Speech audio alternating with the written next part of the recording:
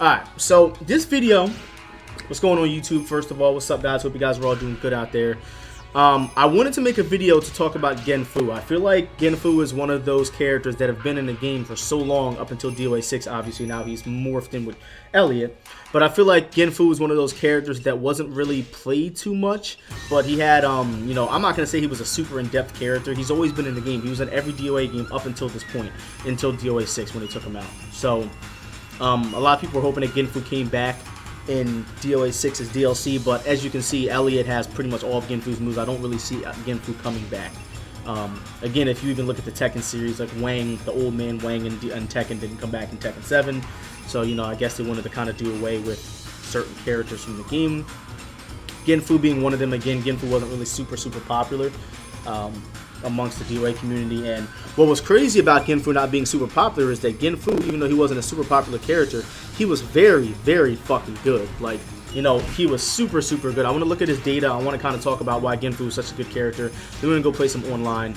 But so some of Genfu's best stuff right off the bat, and Genfu took a couple of nerfs in this game. Like, I remember back in the day, this move was super crazy. I remember, like, I think if you hit somebody with it, he got like a guaranteed up punch or something like that. But yeah, regardless of that, not talking about nerfs and buffs and things like that. The one thing about Genfu is that Genfu, oh my god, I'm noticing that. Look how big the move details are. That's a very big box there. It's kind of distracting. But one thing about Genfu is that Genfu never really changed too much. Genfu was always ridiculous in every version of DOA. In DOA4, this move was plus on block. It was a mid and it launched, I believe. Like, it was absolutely ridiculous that a move like this was plus on block. But Genfu has just always been ridiculously good. This move was a 2-on-1. You couldn't, if you got hit by that first one, you couldn't counter the second one with this string right here. As you can see, plus 25. You couldn't stagger escape a lot of the follow-up, and you could do stuff like that. You couldn't stagger escape that. I'm almost positive you couldn't stagger escape that. So you can only shake so many frames off of your stuns in this game. But with that said, Genfu was always just like super good, but he was always just like this old-ass man that was not really interesting. But the only time you really saw people play him is if, you know, because of the fact he was really good. To be completely honest with you, I don't really know many people that play this character other than the fact that he was super good. If you guys want to go out of your way and say, oh, Genfu's a sick design, I'm gonna have to disagree with you on that one. I don't think that there's anything sick about Genfu's design. He's just an old ass man. He's very strong, and his costume design was okay, but he's an old ass fucking man. You know what I'm saying? But with that said, Genfu was always super good. As you guys can see, he had a super launcher throw, and it led into stuff like this. Super ridiculous combo damage. And then you could also do stuff like this if I can pull it off. If you did that in the corner, it did a crazy amount of damage. That was one of the harder combos. And then not to mention, you can do this. Well, I fucked up. You can do this. Let me see if I can get it this time. God damn it. God damn it.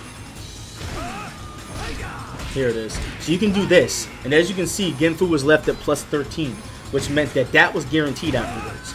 So I can do this shit. I can catch you off of this. If you don't catch him.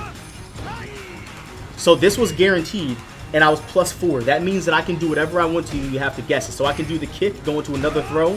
I can do the kick, go into a mid like that, and get my guaranteed follow-up. You know what I'm saying?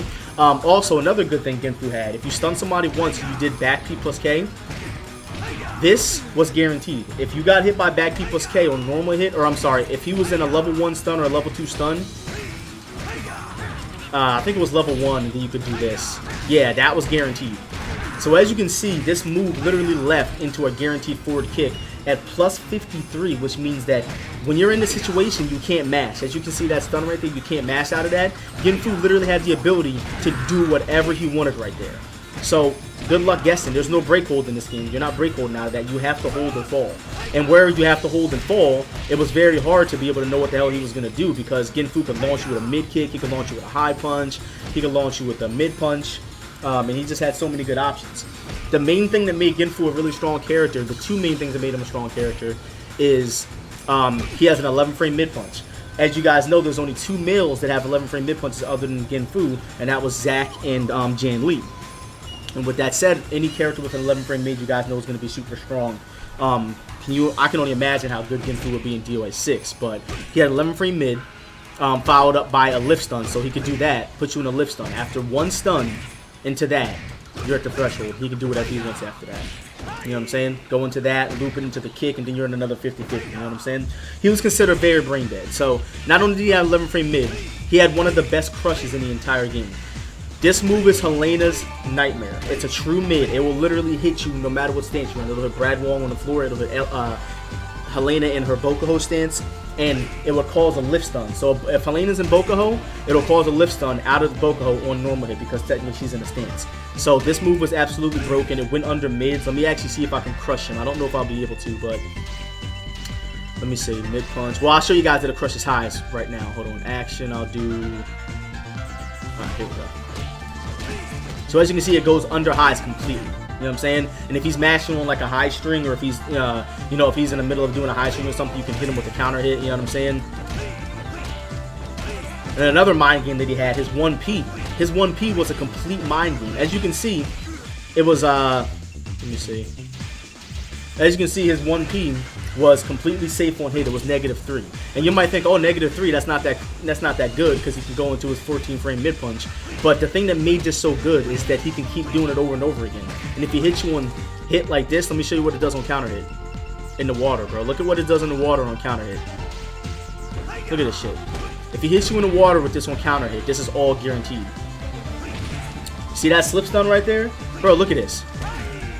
Look at this shit. This is all guaranteed. All of that is guaranteed in the water if he counter hits you with 1P. So you got to think about it. Yeah, you know, he's -3 on hit. Oh, well, he's -3. He can't really hit you after that. Well, this is where the mind game came in. Look at his fucking parry, bro. Look at this shit. Look at his parry. So 1P. Oh, I didn't mean to do that. Reaction, hold, or no. Yeah, okay. So his 1P is -3 on hit, right? You would think that he should just be able to hit me after that. Let me take it off a counter so I can show you guys what I'm talking about. So a smart player is going to say, you know what? -3, I'm going to do my best mid, right? No, you're not, because then I can just do this shit. Alright, so I can hit you with that on +16. He gets this 100% guaranteed, a +34 stun, bro. Not only can I do that, so now you guys are starting to see how fucked up this shit is. If you guys understand anything about DOA, you'll understand why this is all so fucking crazy. So you can't just do a mid to Genfu, because he can just do this to you. Wall splat you. He can wall splat you. And then he can go into his wall ulti, which is 4 punch. Yeah, it was +34. Granted, you can shake some of those frames off, but you couldn't shake enough to be able to avoid the follow-up. So you can try to slow escape all you want. But then he had this shit right here. So let me see if I can show you guys how dirty this is. This is some more advanced tech that was found by Sweet Revenge towards the end of his fighting game, his DOA lifespan. But let me show you guys. Hold, mid punch. Let me see. I want him. Okay. All right, I got it.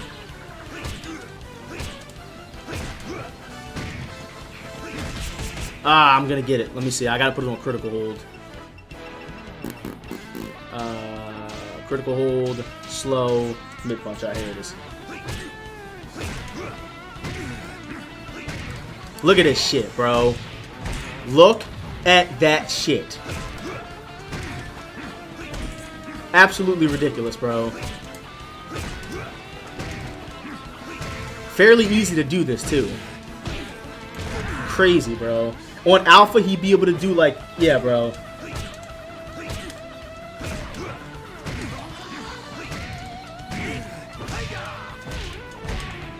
Crazy. Then he goes in the wall, Oki, and he takes you up right there.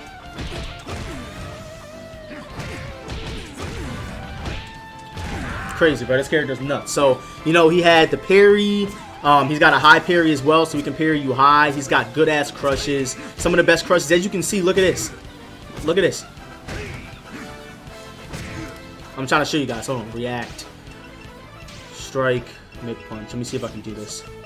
So as you guys know, mids are supposed to stop you from doing stuff that causes you to be low to the ground, right? Look at that shit. Under, bro. Now, I don't know how fast Riggs forward punches, but I guarantee you it's not. It's probably 15 frames. So as you can see, I'm literally crushing that. I'm going under his fucking mid punch, bro. That's crazy. I'll even wait a couple of seconds. Oh my god! Completely crushed the fucking mid punch, bro, at disadvantage. Yeah, man. Oh, Genfu was 100% S tier. No doubt about it. No fucking doubt about it, bro. This character was absolutely a fucking menace. Crazy. And again, this right here, so ready? Let me show you guys. That's guaranteed. So if Genfu stuns you once and you don't counter this, that's guaranteed. You have to counter it. So, oh, well, look, I can just counter that. Okay. You can counter it all you want. Watch this shit. And super launcher throwing you for your whole fucking life bar. Get over there. Look at that. No. Look at the wall carry. And Genfu has always been this good. There's never been a game where Genfu was not top tier. The issue with Genfu is always that he's, you know, kind of poor in design as far as his actual, you know, appearance. But Genfu has always been absolutely broken, and a lot of people just didn't use him other than like Sweet Revenge. You had Sia Logica, two of the best Genfu players in the world. And you also have Clear Light as well. But yeah, I just wanted to show you guys how ridiculous Genfu was. And, you know, in my opinion, it is kind of a shame that he's not in the game because he's been in every DOA game up until this point. So for him not to be in there, it is kind of weird. But nonetheless, I don't fucking miss fighting him. But I definitely miss him being in the game, if that makes any sense. But I hope you guys enjoyed this video. I hope it was educational for you guys. Be sure to leave a like, comment, and subscribe on this, and I will hit you guys with more DOA 5 content in the future.